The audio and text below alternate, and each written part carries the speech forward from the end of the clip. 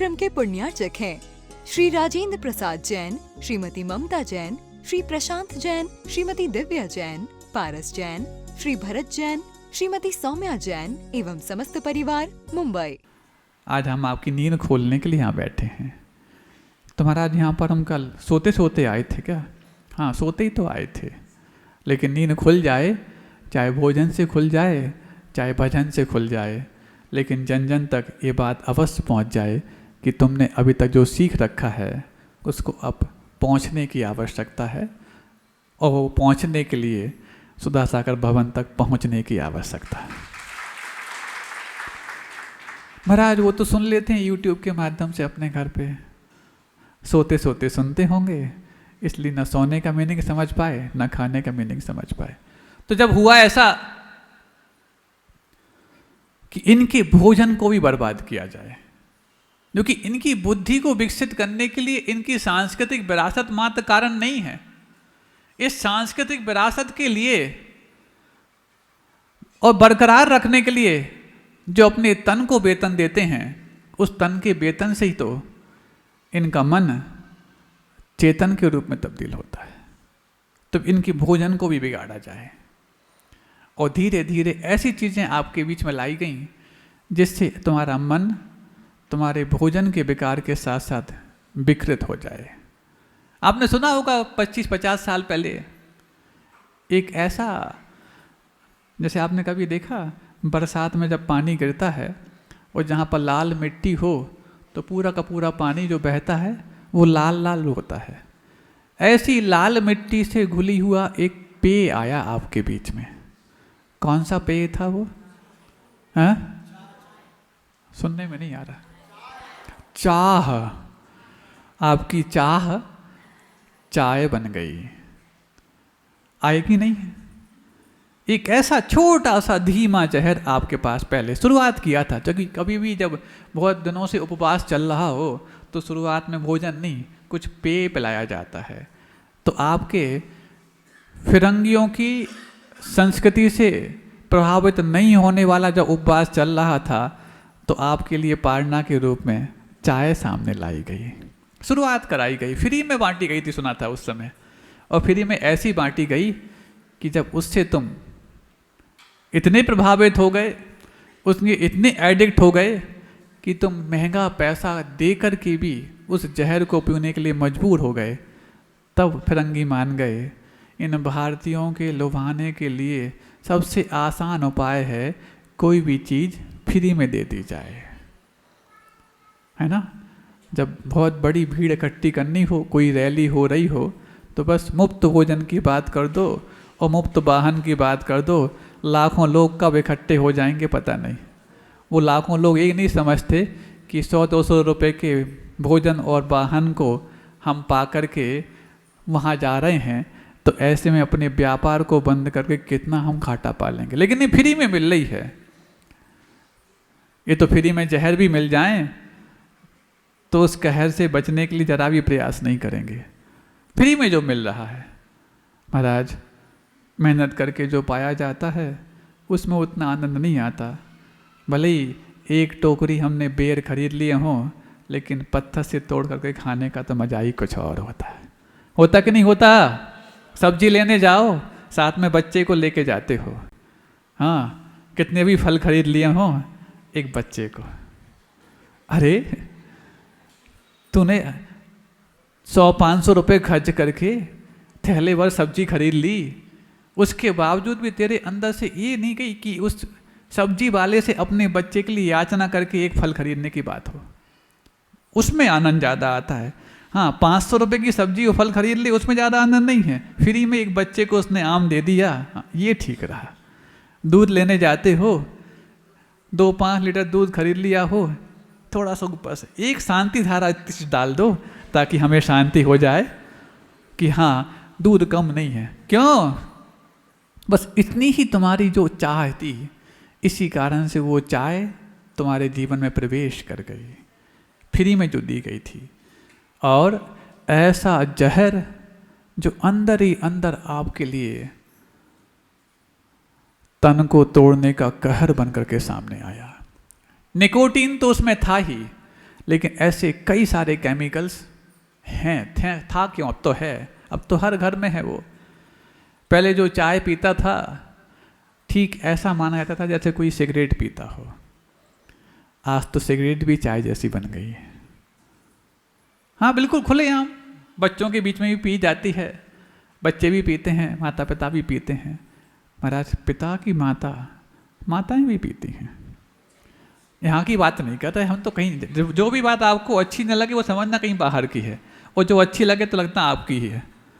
जब भोपाल चातुर्मास हो रहा था, भोपाल चातुर्मास में हबीबगंज इलाके में चूँकि पूरा एजुकेशन हब है, तो एजुकेशनल हब होने के कारण सुबह सुबह जिन सड़कों पर सैकड़ों की तादाद में चौके वाले खड़े पाए जाते थे, शाम को वही चौके वाले जब शाम को भक्ति के बाद आते पुरुष लोग तो बताते, बोले महाराज शाम का हाल कैसा है। जितने भी कोचिंग इंस्टीट्यूट चलते हैं उनमें लड़के तो फिर भी शरीफ हैं, लड़कियां सबसे ज़्यादा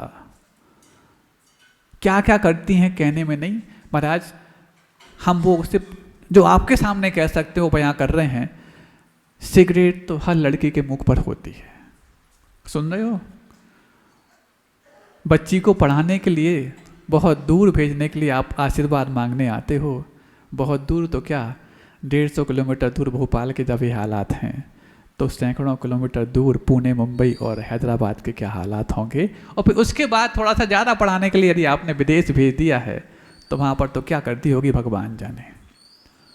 महाराज आशीर्वाद दे दो, काहे के लिए दे दो।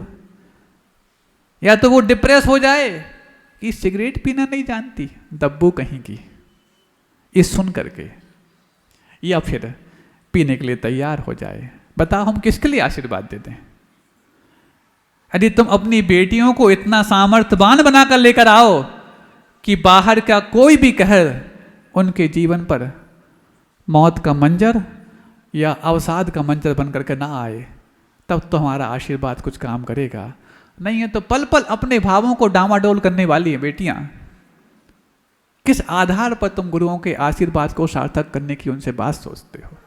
एक बात हम आपसे पूछना चाहते हैं, ठीक है वो तो बेटे और बेटियां हैं, आप लोग तो बड़े हो गए ना, आप लोग तो प्रौढ़ हो गए, आप लोग तो वृद्ध हो गए।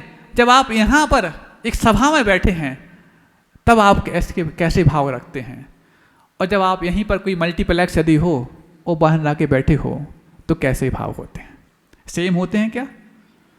प्रवचन सभा में जब आप जैसे प्रौढ़ और मजबूत व्यक्ति के भाव जैसे होते हैं, वही व्यक्ति यदि शाम को मल्टीप्लेक्स में पहुंच जाए तो अपने भावों में अंतर पाता है।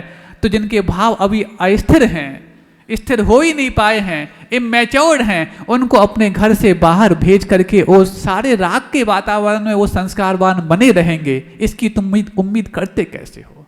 जिस दिन तुम अपनी उम्मीद पर खड़े उतर जाओ खुद के लिए, तब उम्मीद करना कि तुम्हारे बच्चे तुम्हारी उम्मीदों में खड़े उतर करके आएंगे। तुम लोग तो बूढ़े हो गए तो भी अपने भावों को संभालने लायक नहीं हो पाए हो। उन बच्चों से बेबुनियादी उम्मीद क्यों करते हो कि वहां जाकर के उस हवा से में अपने आप को स्थिर बना पाएंगे। बताओ, अब आशीर्वाद मांगने आओगे तुम्हारा बिना आशीर्वाद के भेज दें क्या। अपनी रिस्क पर भेज रहे हो, भेजो। और इस बात में यदि कोई कमी हो, गलत हो, तो उठ के बोलो, नहीं महाराज बात गलत है आपकी, आप अपने शब्द वापस लीजिए।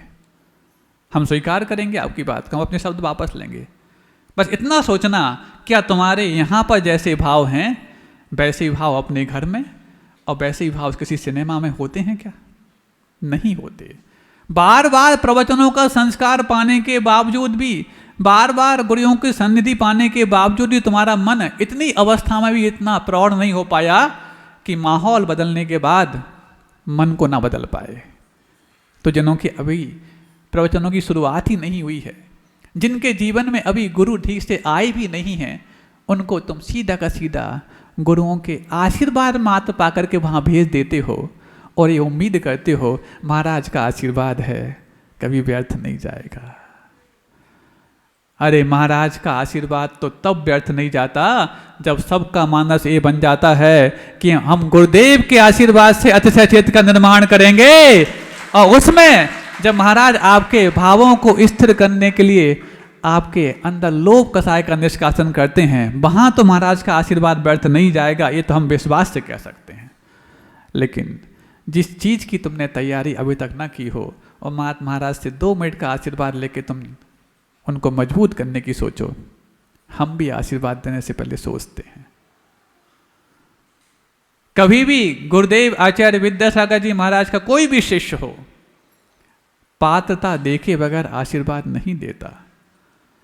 हाँ, एक भावों का आशीर्वाद कि तुम्हारा भला हो, ये तो प्राणी मात्र के लिए देता है, लेकिन जब विशेष आशीर्वाद की बात आए, पात्रता देखे बगैर नहीं देता। महाराज कैसी पात्रता? तुम दानी बन करके भी आए हो तो ये मत समझना तुम दान देने आए हो तो महाराज के मन को लुभा जाओगे।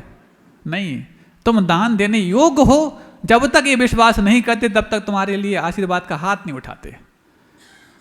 नहीं तो कुछ लोग ऐसे भी हैं, आप पूछ लेना, आप ये मत समझना कि महाराज के पास जो कोई आशीर्वाद लेने जाते हैं दान का, उन सबको आशीर्वाद दिया होगा। कुछ लोगों को मना भी किया है,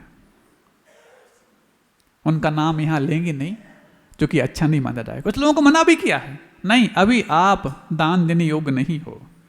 क्यों महाराज? उनकी कमाई नंबर 2 की है इसलिए क्या? उनकी कमाई व्यर्थ की इसलिए क्या? नहीं, कमाई कोई भी हो तो तुम जानो, लेकिन तुम्हें पहले स्कैन करते हैं कि तुम्हारे धन से इस अतिशय क्षेत्र के बनने के बाद अतिशय होंगे, कुंठाएं नहीं होंगी। जब इस चीज में हम आश्वस्त होते हैं तब जाकर के तुम्हारे लिए आशीर्वाद देने के लिए तैयार होते हैं।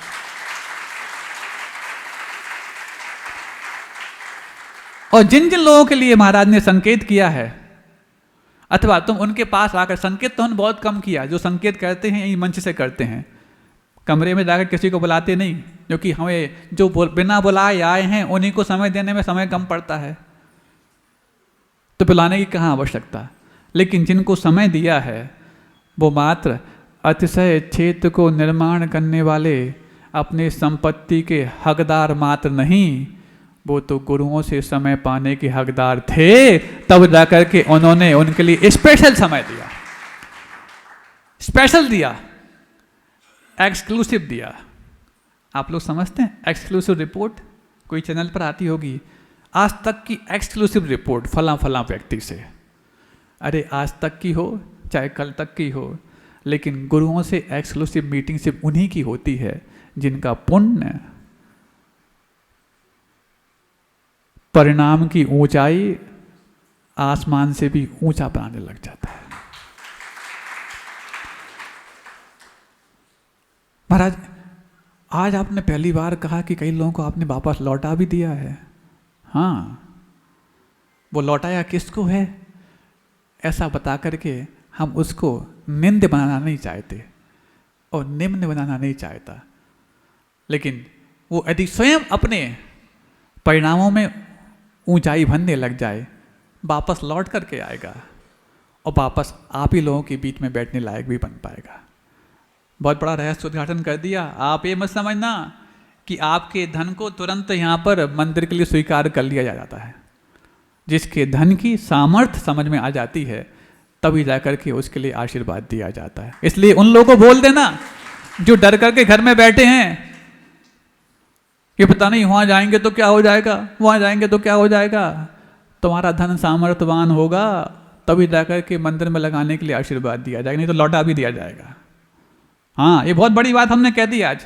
और एक बात और कह दें, वो ये कि 7 मंदिरों में जब शांति हारा कराने के लिए हम जाते हैं, 6 मंदिर हैं, 6 मंदिर में 7 व्यवस्थाएं आपकी, प्रतिदिन एक एक मंदिर में जाते हैं। 3-4 हफ्ते हो गए हैं।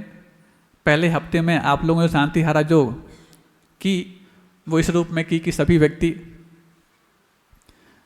चूँकि मंदिर निर्माण के लिए कलश स्थापना करना चाह रहे, सब ने अपने अपने कलश बुक कराए। दूसरी बार में उन लोगों ने जिनके कलश बुक थे अपने संकल्प पत्र भरे, उन्होंने महाराज के मुख से अपना नाम उच्चारण कराया। तीसरी बार में उन लोगों ने भी जिनने नए संकल्प पत्र भरे अथवा पुण्यानुभूति कर रहे हैं वो तो हमेशा करते रहेंगे, उन सबके नाम उच्चारण होंगे।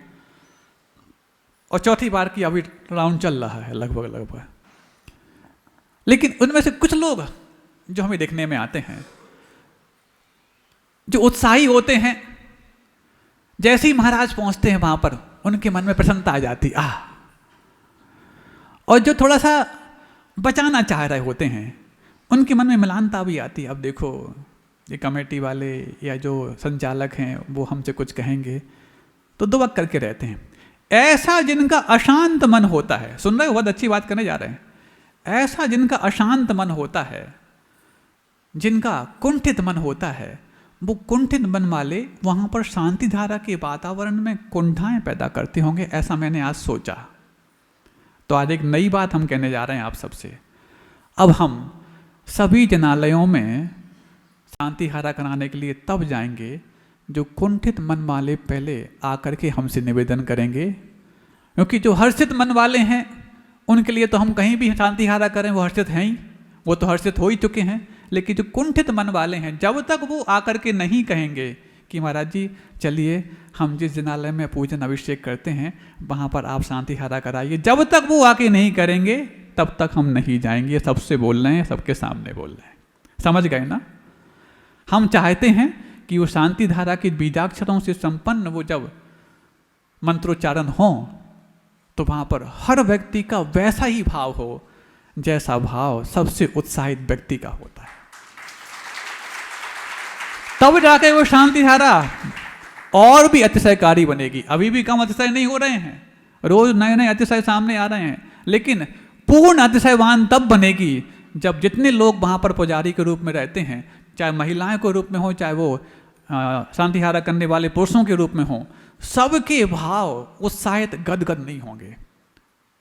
और जो इस भाव से कि देखो अब फिर आ गए, अब फिर वही बात होगी, किसी के लिए बुधवार खतरनाक, किसी के लिए मंगलवार खतरनाक, किसी के लिए ये खतरनाक सिर्फ उन्हीं के लिए है जिनके मन कुंठित हैं और जिनके लिए हर्षित मन का बगीचा जिनके हृदय में लहलहाने लग गया है, उनके लिए तो गुरुद्वार जैसे ही आते हैं लगता है जैसे पूज्य गुरुदेव आचार्य विद्यासागर जी महाराज का साक्षात आशीर्वाद लेकर के आए हैं। लेकिन साधु को अपनी मर्यादा ज्ञात होती है। इस कार्यक्रम के पुण्यार्चक थे श्री राजेंद्र प्रसाद जैन, श्रीमती ममता जैन, श्री प्रशांत जैन, श्रीमती दिव्या जैन, पारस जैन, श्री भरत जैन, श्रीमती सौम्या जैन एवं समस्त परिवार, मुंबई।